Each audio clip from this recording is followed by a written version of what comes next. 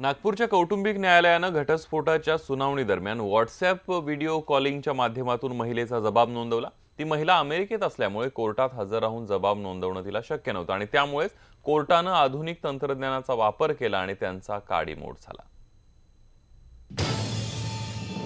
घटस्फोटासाठी WhatsApp video calling, अमेरिकेतून महिलेनं नोंदवला जबाब।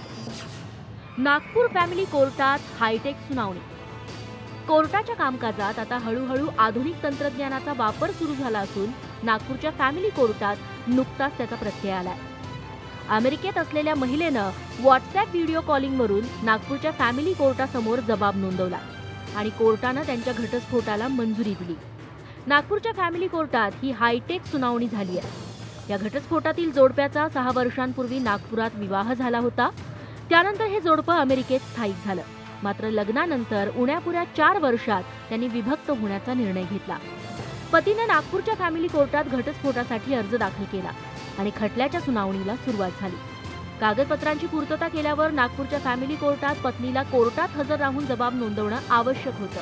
मात्र पत्नी अमेरिकेत असल्यामुळे ते शक्य नव्हतं। जे काही अर्ज बाकीचे आवश्यक असतात कायद्याच्या दृष्टीने ते अर्ज सगळे आम्ही मेल केले।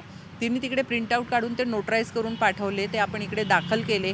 त्यानंतर काउन्सिलर समोर कोणीच नवरा किंवा बायको कोणीच येऊ शकले नाही, कारण दोघंही परत अमेरिकेतच राहत होते। सगळ्या दोन्ही पार्टीला आणि वकिलांना काउन्सिलिंगसाठी बोलवण्यात आलं आणि काउन्सिलर ज्या आहेत त्यांनी व्हॉट्सॲपद्वारे व्हिडिओ कॉल केला। या घटस्फोट प्रकरणातील प्रतिवादी महिला प्रवासी व्हिसावर अमेरिकेत राहत असून तिला पुन्हा अमेरिकेचा व्हिसा मिळण्यात अडचण येणार होती। त्यामुळे त्यांनी व्हॉट्सॲप व्हिडिओ कॉलिंगचा मार्ग स्वीकारला। ते ॲफिडेविट आम्ही कोर्टात फाईल केलं, पण कोर्टाला ते व्हेरीफाय करण्याकरता तिला व्हिडिओ कॉल करावा लागला आणि व्हिडिओ कॉलच्या माध्यमातून कोर्टाने ते सगळ्या गोष्टी व्हेरीफाय केल्या। परमनंट ॲलिमनी आर्टिकल्स आणि तिची इच्छा जी आहे तलाक देण्याची ते व्हेरीफाय केलं आणि कोर्टात रिपोर्ट पाठवला माननीय काउन्सिलर मॅडमनी आणि माननीय न्यायालयाने कौटुंबिक न्यायालय नागपूरांनी ते मंजूर करून तलाक दोघांनाही दिला। नव्या तंत्रज्ञानाच्या वापराला नागपूर कौटुंबिक न्यायालयानं अनुमती दिल्यामुळे हा खटला लवकर निकाली निघालाय।